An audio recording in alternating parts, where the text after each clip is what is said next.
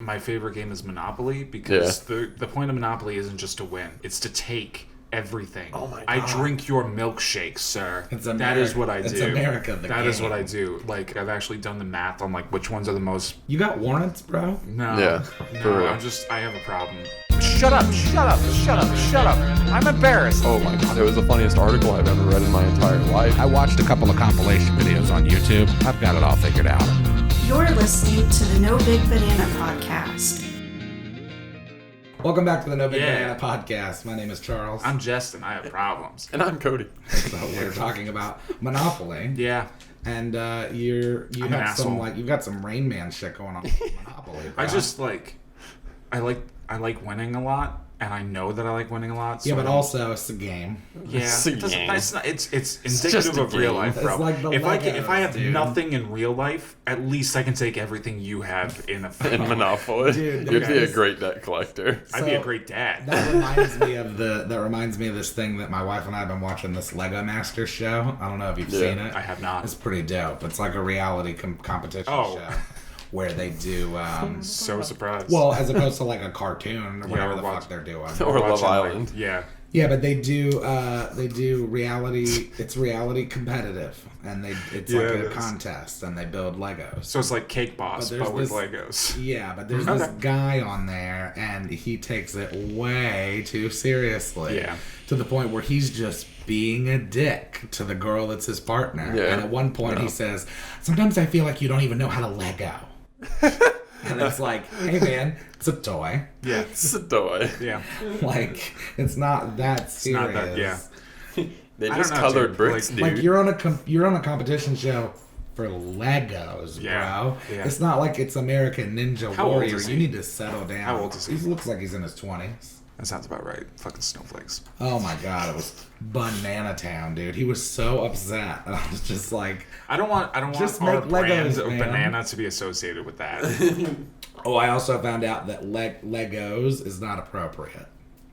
The plural form of Lego is still Lego. That's like Pokemon. It's not Yes. Pokemans. Yes. It's Pokemon.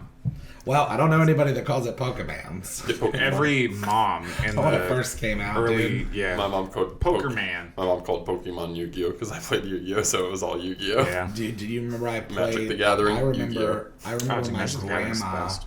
got me a holographic Charizard First edition. when it was $50. Yeah. Fuck yeah, bro. That's just worth. Oh yeah. Dude, it's amazing how much people will pay for cardboard. I've got a bunch It's somewhere. incredible. I have a friend who trades cards on eBay.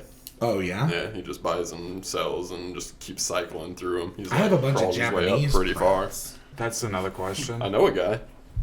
Farrah and Farrah. Fair. Oh god. Ron Schultz, private. No, you don't call Farrah and Farrah. You call Morgan and Morgan. Oh, I'm sorry. Because they're for the people, first of all. Yeah.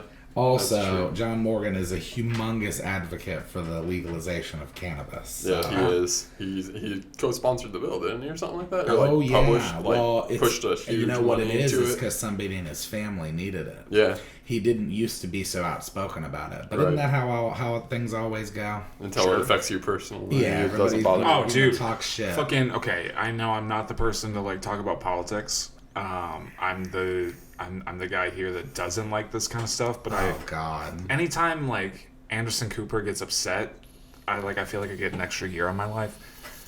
He had Rob Blagojevich on there. First of all, Blagojevich is just such a.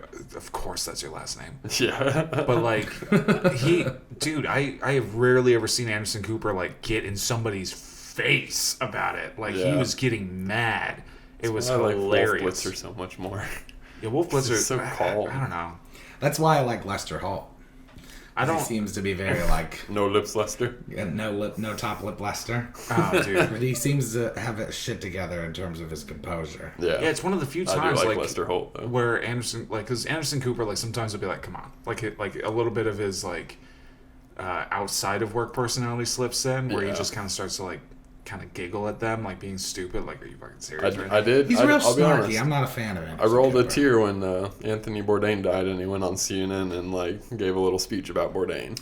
I just That was like yeah. that was pretty whether painful. because like I'm not sitting here saying that I like I do appreciate him because I do think he does a good job at what he does. Yeah. On CNN. Yeah, you gotta fit a rhetoric. There's really like the only thing that like for me is like a winning ticket about Anderson Cooper is just when he has somebody on and he like loses it. I just find it hilarious because like I'm sick for like 10 straight minutes. He was just fucking Blagojevich in his mouth. It was amazing.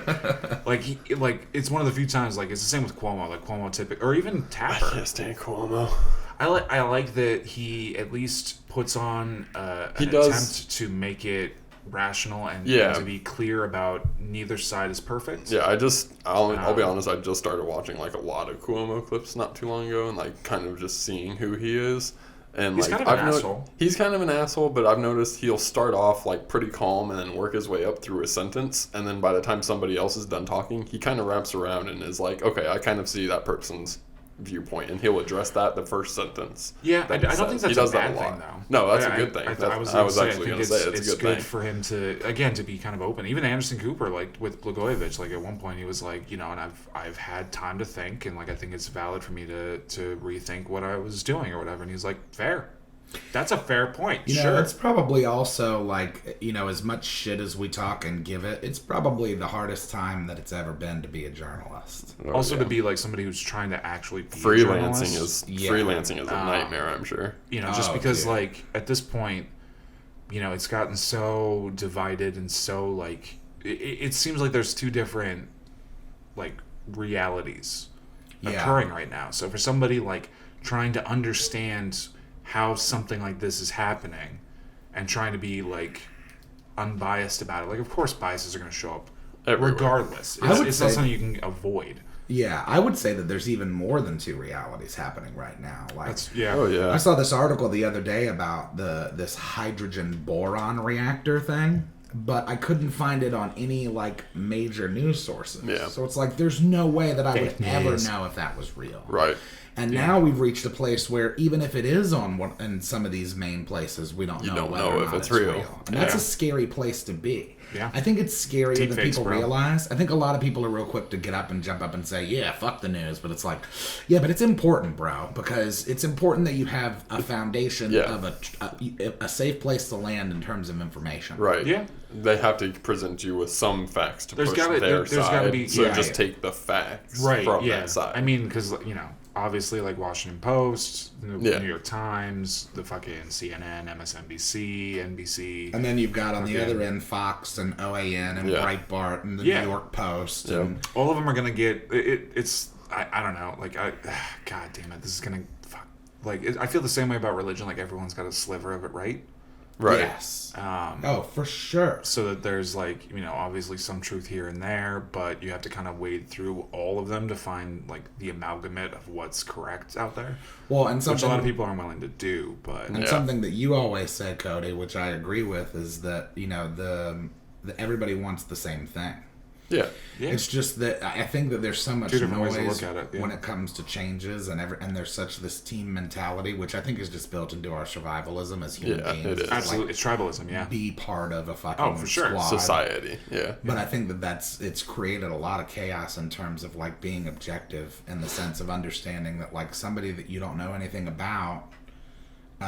Somebody that's acting a certain way, even if it's something as simple as like somebody's being a dick, like you don't know what their story is. Mm-hmm. Yeah. Like they could have a dying relative in the hospital and they had to just stop in your store for a minute and then they're being a dick. Like, that's honestly like one of the reasons why through doing like retail work, one of the only things that made it feel worthwhile was, even if it's just for a second or for a couple minutes, if I could make someone laugh, that might be the thing that kept them from the edge that day.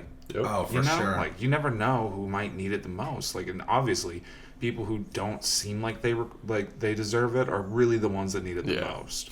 I think about that kind of stuff too. I think about like when crazy events happen, like big shootings and stuff. I think about like, what if one thing would have been different for that person that day? It's like the Joker said, man. Everyone's one day away from becoming like that. Yeah, well, I mean, it was the same sentiment as you saw in like Falling Down. Yeah, I love that movie. It's a really good one. I've rewatched it recently. It still holds up. Michael Douglas is a monster at that movie. Yes. But it speaks to this like general unrest that is in all of us. Everybody from the upper middle class to the low class. That's why I think like oh shit. Oh, that's awesome. Man, that was a lot of stuff. Oh, so man. That is our activation of semi-current news. Semi-current events. Semi-current events. Whatever it's called. So, I know what Semi-peeled events. I know what I want to talk about. I want to talk about... Thank you for going. Now, this happened last week as this is airing. Yeah. But for us, as we're recording, it just happened yesterday. Bernie won Nevada. Yeah, he did. Yes. And I have a new opinion about that. Okay. I have decided... I think, and I told him earlier, I think that Russia is going to push and ensure that he becomes the candidate. Because if he becomes the candidate, I've decided in my mind now that Trump would slam dunk win. I would disagree. Because I think there are two... Okay, so my take on it is I think that there are two benefits to having Bernie as a contender against Trump. One, it's a win-win because Bernie's very against like any kind of intervention outside of the United States, which makes it easier for them to do what they've been doing, and they can work with Donald Trump. So it works for them on both levels in that regard because they can work with either of them really. And on the second end of things, they just want to sow chaos. And right now, Bernie's got a movement that is already starting to sow some chaos within the DNC, which is obviously their target from 2016. They tried to do it last time. So they're doing it again to kind of sow the seeds of like division between the DNC to make it easier for the guy that they can work with to win. And even if it fails, they have the backup of, well, he's going to kind of like stick to his own. He's got a lot going on that he's working on right now. If we put a couple drops in the bucket, they'll freak out over these drops, while we do whatever the hell we want over here. This is a diversionary tactic. Yeah, that's true. I think it's just more sowing dissent into everything. Yeah, they don't necessarily support Donald Trump.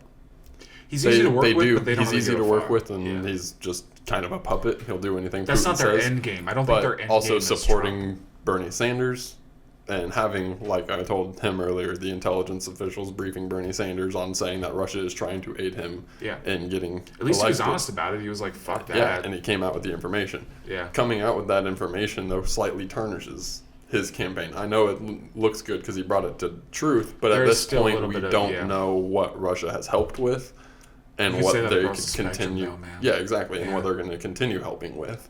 So that's just sowing more dissent into everything. They don't care who wins the election. I just feel like now this has come out, it's going to be unbelievably easy for Trump to stand up and say, "Oh, do you really want a guy who was helped by Vladimir Putin to get into office and enact his socialist policy?" To be completely honest, I wouldn't be surprised if Putin would tell him not to do that. Yeah, because he wouldn't want him to do that. The thing is that like nobody would believe it. Donald Trump went up there and said that. Everybody. I mean, yeah, but like, look at what we're talking about. Yeah, now. but like, his followers. If it's anything that can like push the narrative against them helping him, he's gonna run with it. Right. So I mean, I don't know. The thing about Sanders though is that like he has got a legitimate movement, much like Donald Trump did in 2016.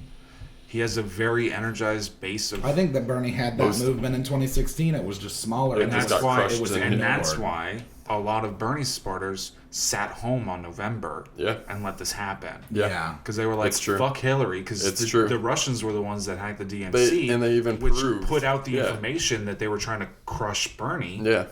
Yeah. So I mean, from the Nevada caucuses, he got more young voters than any other Democrat candidate or something. Yeah, he took half the state. That's why I sent you that meme. But the young voter population turnout was more than any Democratic candidate previously in any state. So he's mobilized an entire youth generation group. Well, when you think about it, like the people that are voting this time were 14, 15, 16, and 17. Yeah. When Trump was elected. Exactly.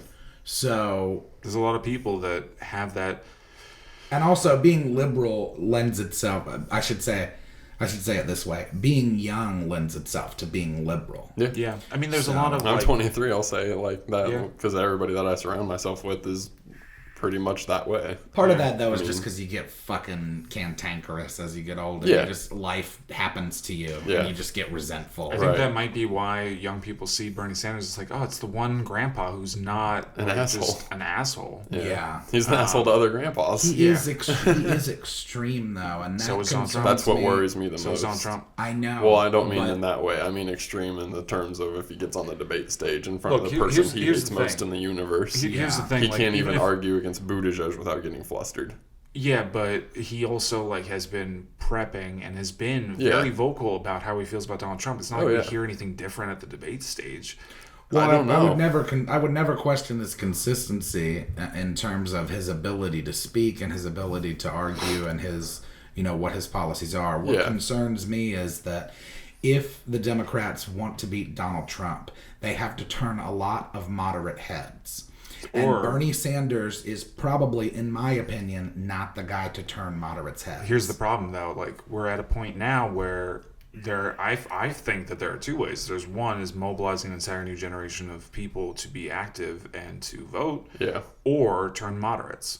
Because a lot of these younger kids, even though they might be in very purple or very red districts, are still turning blue for Bernie when it's younger people voting. So while it may not be as advantageous as it would be to just completely clear any of the electorates that may go red or blue, that are kind of purple, there is something to be said about how much he mobilizes young people voting. Oh yeah, for sure. And look, I like Bernie, man. If it most were up Democrats to me, said that. I think one of the polls that just came out was most Democrats feel about 70-ish% of Democrats are yeah, I'd be happy with Sanders in office. I'd be happy with Sanders in office, and I'm not a Democrat. I would vote. I would vote for Bernie, but my problem is that I don't think that. I think that with the amount of moderates in the country, asking them to vote for Bernie Sanders is asking of them to ignore one extreme and come to the other. And they inherently don't like that to begin with, which is why they're moderate. As a moderate, I agree. Although, I would, again, kind of, the moderates, sure, maybe would make up a large portion of things, but I don't think that it's turning moderates is the key here. I think the key is... I think it's more swing state moderates. Swing state, the most sure, but... important. Not only is Bernie Sanders trying to capitalize on the youth, he's trying to capitalize on the disenfranchised groups of America that didn't vote. Yeah. So while there are a lot of moderates, I guarantee you there's damn sure a lot more people that weren't voting that will vote for him. What was it? 30% of the population of Nevada was Latina, and and he killed it. Well, the other thing too you have to consider is the number of people who feel disenfranchised after voting for Trump. Yeah. The same people that were under Obama that felt disenfranchised under Obama. Strong percentage of people in those blue collar states. The other thing that I think is different this time, the other thing I think that is different this time is that Donald Trump has a record now. It's harder for him to just go up there and say a bunch of bullshit when someone stands there and says, your numbers are this. Yeah. Okay? Yes, but I don't think that matters to him. But on the other hand... It doesn't matter to him, but I think a lot of people who are listening are going to be like, hey, I did feel kind of a sting this year at tax time. Right. What the fuck happened?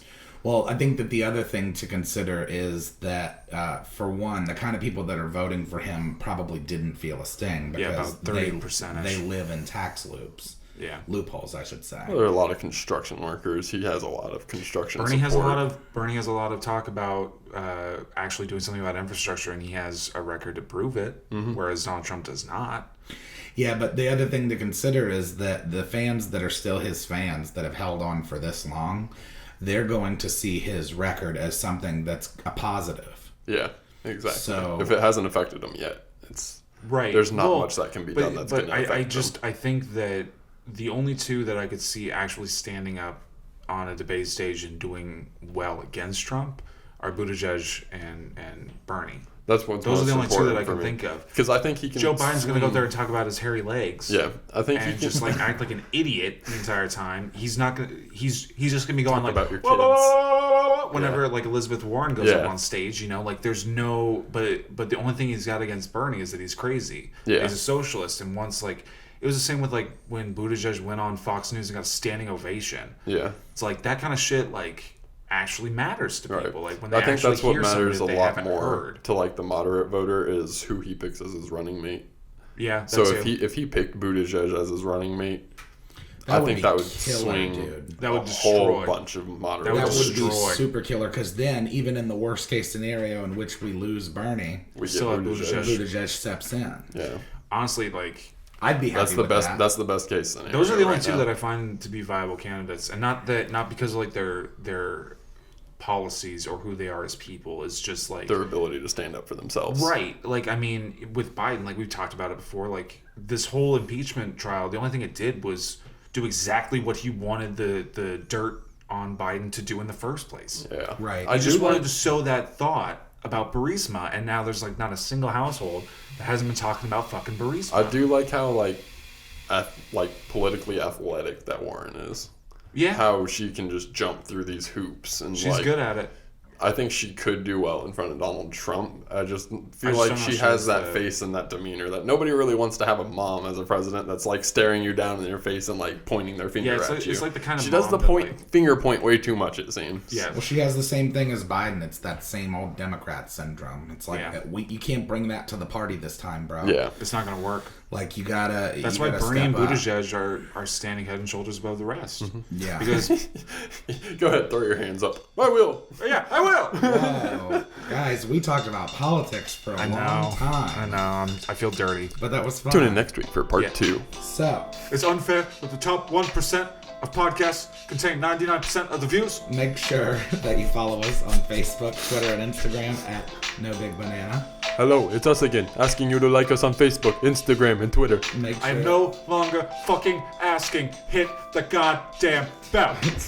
Make sure you send us any of your questions or comments. Hit the bell, and then we will pay for its medical procedures with Medicare for all. NoBigBanana@gmail.com. Supported by Bernie Sanders. The insurance companies and the oil companies, they control it all. Yeah. Unofficially endorsed by Bernie Sanders. Yeah. We've got to take them down. Yeah. And nothing is going to matter until that happens. Yeah. Clean environments are important. We'll see you next week. Goodbye.